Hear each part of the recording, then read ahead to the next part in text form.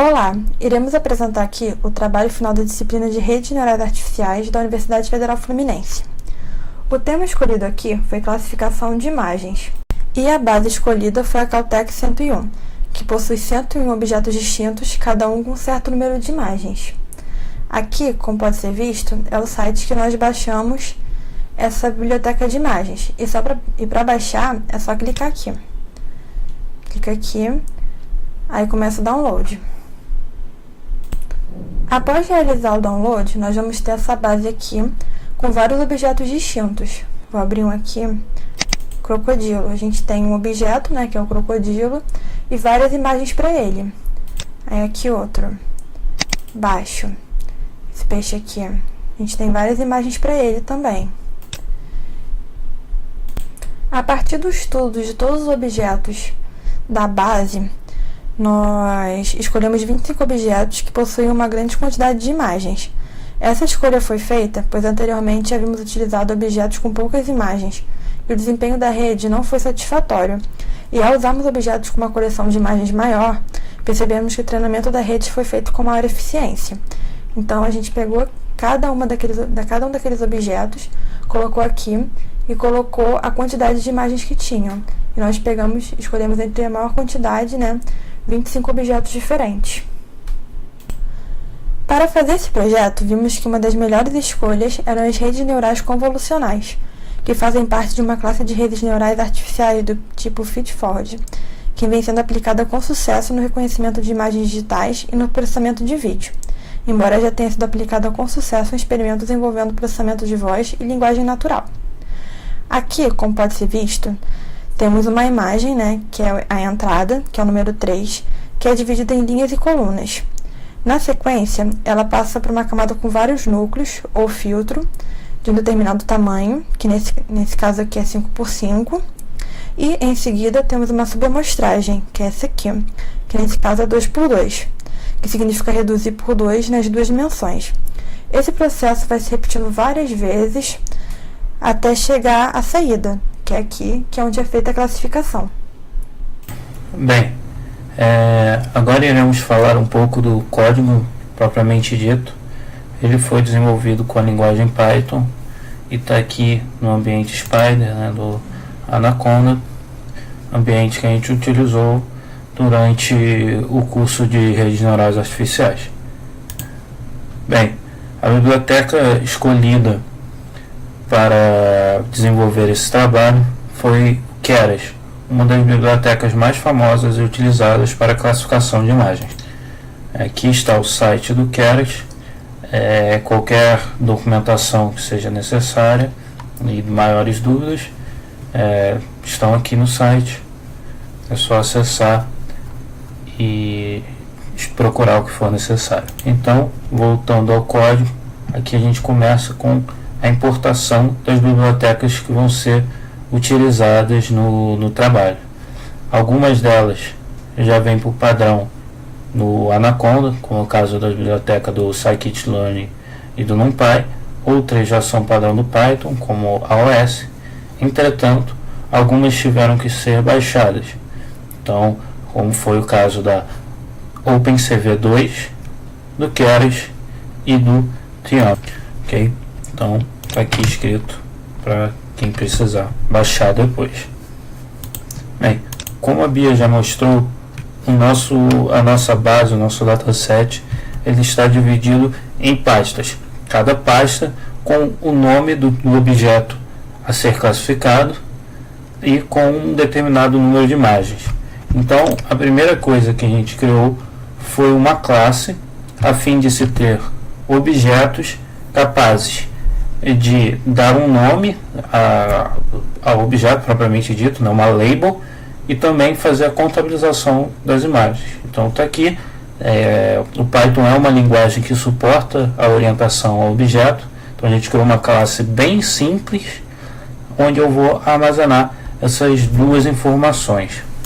Então esse basicamente vai ser o primeiro objetivo do nosso código: pegar todas as imagens e de alguma forma separá-las e fazer o pré-processamento dos dados e tudo isso antes de fazer o treinamento em si. Então, o primeiro passo é a gente pegar a pasta atual onde o código está e depois, a partir dela, chegar na pasta de destino. Então aqui a gente diz que a gente, a partir da pasta atual, tem que ir para uma pasta chamada data. Então aqui está o nosso código, ok? E dentro aqui da pasta data nós temos o nosso subconjunto de imagens. Como a Bia já disse, temos 25 pastas e em cada uma dessas pastas nós temos algumas imagens. Então, com isso, a gente depois tem essa variável data_list que vai pegar então o caminho de todas essas pastas, né? Vai pegar então todas as pastas que estão dentro da pasta data. Então, cada pasta de cada objeto no nosso dataset. Então, aqui a gente definiu alguns números, né, usados na arquitetura do nosso projeto. Então, cada imagem vai ser dividida em 128 linhas e 128 colunas. O número de canal vai ser 1, que a gente vai utilizar tons de cinza e não o RGB. Caso eu uso de RGB, esse número de canais seria igual a 3. E o número de épocas é 15. E foi assim, a partir do teste de diversos números de épocas, a gente viu que a partir ali do 13, por volta com uma pequena variação, a rede já convergia. Então a gente colocou esse número aqui, considerado como um número seguro aí para o nosso código, né, para a nossa rede neural. E então a gente define aqui também depois o número de classes, que vai ser basicamente o número de objetos que nós temos na data_list, que pega exatamente todas as pastas do nosso dataset, ok?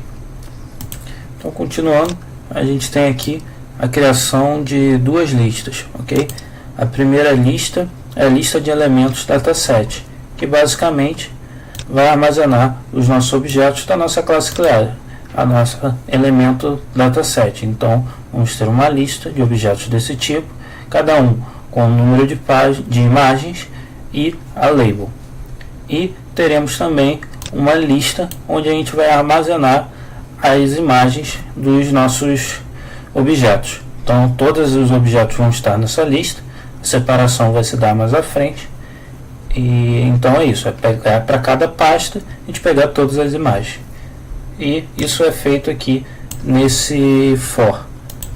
Então aqui nesse for mais externo, nós primeiramente pegamos todas as imagens da pasta que tiver na vez, né, no loop, e depois inserimos na nossa lista de elementos de dataset a informação do tamanho dessa lista e o nome da pasta, ok? O label é o próprio nome da pasta em questão.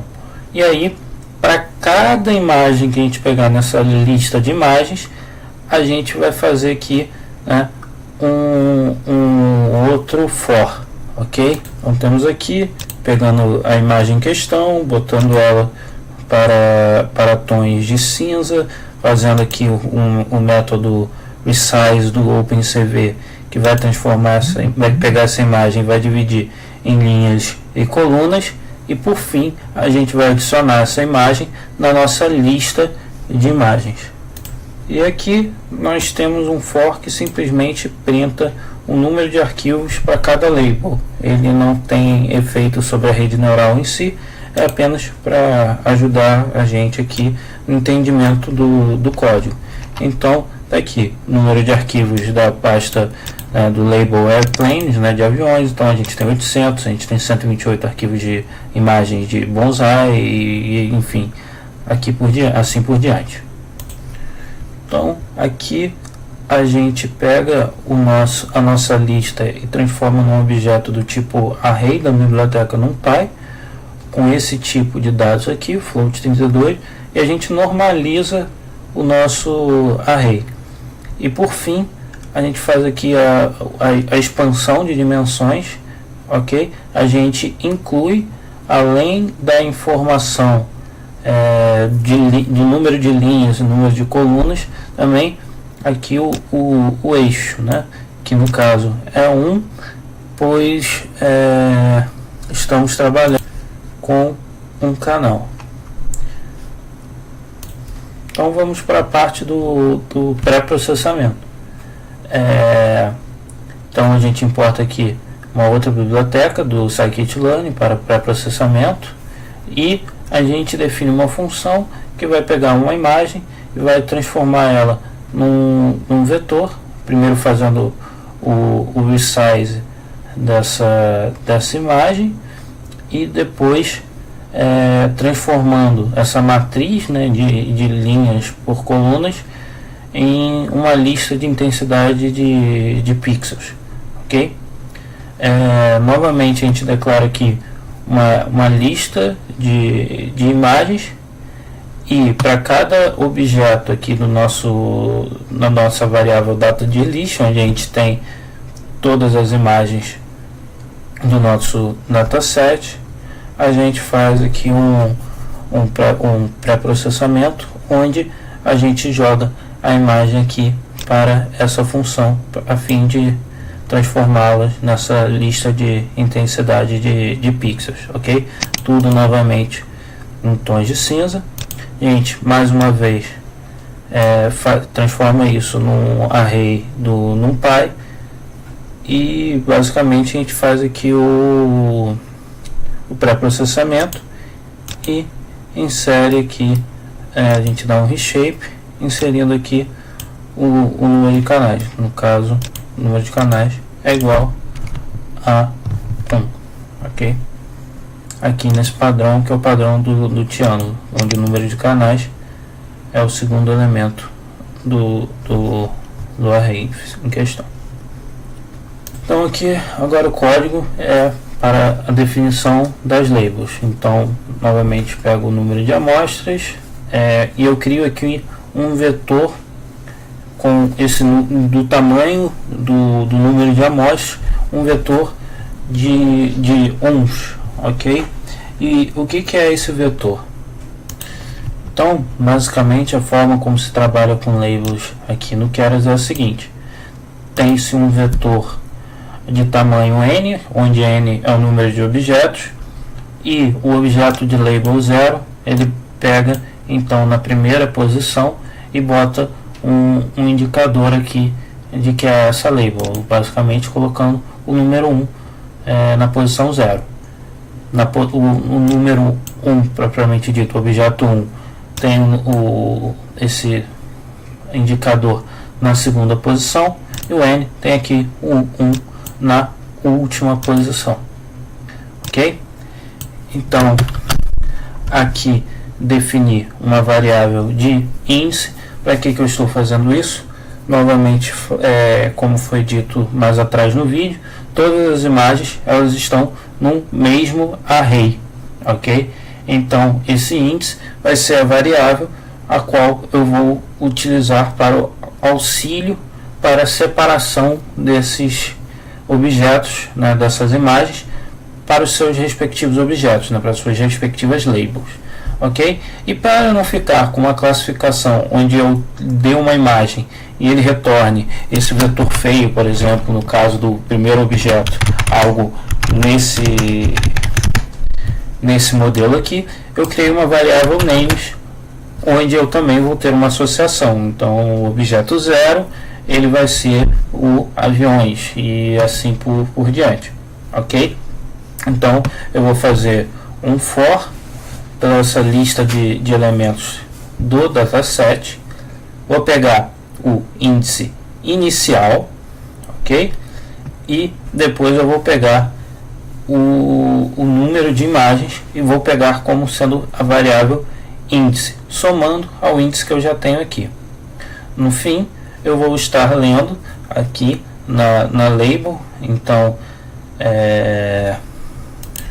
aqui eu vou definir qual é a posição na nossa label, no nosso vetor, e vou adicionar para aquela posição a label relacionando nossa lista de names. Então aqui, só para dar um exemplo, né, a gente aqui está printando na tela da onde até onde eu estou lendo. Então a gente viu que nossa pasta de aviões tem 800 imagens. Então o que isso aqui faria? Eu começaria com 0, aqui pegaria esse 0 e o índice armazenaria o valor de 800, porque pegaria o número de imagens nessa pasta. Então aqui eu estou lendo desde a posição 0 até a posição 799, e essa posição são essas imagens que eu vou relacionar a esse label. Então da posição 0 até a 799 eu vou estar no label 0, que vai ser o primeiro número desse for. Então está aqui no nosso console, lendo do índice 0 até o 799. Voltando para mais um loop, agora esse valor aqui é 1. Então nosso índice ele vai começar do índice anterior, 800. O nosso novo índice, ele vai pegar esse valor de 800 e vai somar o número de imagens do nosso próprio elemento, então mais 128, e eu vou ler então da posição 800 até a posição índice menos 1, que vai ser 927. Então lendo do índice 800 até 927. É isso que eu tenho aqui no nosso console. E aqui nós temos a conversão para o tipo de label que o Tiano reconhece. Então tá aqui, o 0 é dessa forma, o 1 é assim, o 2 dessa forma e assim por diante. Aqui eu tenho uma fase pré definição do modelo, onde basicamente eu embaralho o dataset. Isso é sempre algo bom de se fazer para que a rede seja treinada de formas distintas, para você poder treinar a rede várias vezes e só assim obter o melhor resultado a ser utilizado quando você realmente for fazer a classificação, ok? E você evita que os objetos fiquem ordenados. Então os 100 primeiros objetos sejam aviões, depois os 80 sejam bonsai. Dessa forma você embaralha tudo e fica melhor para a sua rede aprender e depois ser capaz de generalizar. Além disso, não é bom utilizar todos os dados que temos para o treinamento e depois fazer o teste sobre esses mesmos dados, porque você está testando algo que a rede treinou. Então você está testando se a rede treinou bem. Não está você, ao separar uma parte desses dados para teste, você treina, você avalia a capacidade de generalização da sua rede. Então é isso que a gente faz aqui com esse método train test split. A gente define um X de treinamento, um X de teste, o mesmo aqui para o Y, e a gente define que 20% dos nossos dados vão ser utilizados para teste. Então aqui a gente vai finalmente para o nosso modelo. A gente define um score inicial de 0 e a gente vai continuar treinando a rede, ok? Enquanto o nosso score for inferior a 75% sobre os dados de validação, os dados de teste, ok? Então aqui eu pego o tamanho da entrada, então o número de amostras, canais, linhas e colunas. Eu faço um modelo sequencial, então uma sequência de camadas, adiciono a primeira camada, passo qual é a função de ativação, no caso o ReLU, adiciono mais uma camada, mais uma vez a mesma função de ativação. Aqui faço algo diferente, eu faço esse pooling de 2, isso é basicamente o que a Bia mostrou nessa imagem Aqui a gente tem uma subamostragem sobre os dados que chegam depois da primeira camada, e exatamente igual no exemplo, nós reduzimos em 2 tanto o número de linhas quanto o número de colunas. E depois fazemos aqui o dropout, que é uma nova técnica em redes neurais, a fim de se inativar alguns neurônios durante cada época do nosso treinamento, para evitar o que é chamado de overfitting, ok? Que seria uma adaptação muito grande da rede, né? Uma especialização muito grande nos dados de treinamento, o que dificulta depois a questão da generalização. Então isso aqui a gente basicamente adiciona mais camadas, ok? E aqui fazemos o treino em si. Então, com essa função o model.fit, a gente passa os dados de treinamento, o número de ecos, que é 15, a gente passa o verbose, que a gente está dizendo ali que a gente quer bastante informação no nosso console, e quem são os dados de validação, ok? E o que isso vai nos trazer no console, já que eu botei ali o verbose igual a 1. Para cada época ele vai nos dar o progresso. Então comecei aqui na primeira época com 40,82% de acerto sobre os dados de treinamento e 61,82% sobre os dados de validação. Então fui crescendo aqui os dados de treinamento, 62, 70, 74, 83, enfim, até chegar em quase 88, enquanto os dados de teste eu comecei em 61, depois 62, 71, deu uma queda, chegou de novo até quase 64%, mas depois aumentou e finalizou aqui em 78,81% de acerto, ok? E é isso que é passado para a nossa variável score, e quando é maior que 0,75, no nosso caso ali já foi, ele quebra esse loop, né, e termina printando a precisão do nosso teste. Então aqui a gente desenvolveu um script para o teste da rede neural, uma vez já treinado. Esse script aqui ele só vai funcionar caso você esteja utilizando o ambiente do Spider ou qualquer ambiente onde os dados da rede neural já fiquem armazenados nas variáveis. Por exemplo, se eu botar aqui no score, ele vai me dar o valor. Então todos os dados, todas as variáveis que receberam valores durante a classificação da nossa rede neural estarão aqui, né, durante o treinamento, enfim. Caso contrário, a gente teria que importar o modelo aqui no nosso teste. Então eu peguei aqui uma foto que baixei da internet e estou passando para a nossa rede aqui com o model.predict classes, ok? Isso vai retornar um número, né, naquele modelo do Keras. Vou passar isso para inteiro e verificar qual a posição disso no nosso vetor names, ok? Então faço todo aquele processamento de transformar em tons de cinza, dividir a imagem, normalizar, enfim, e aí insiro aqui no nosso modelo para que ele faça essa predição.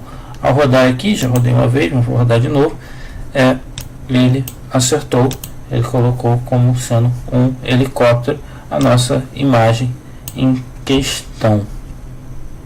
Tá aqui ela, realmente era um helicóptero.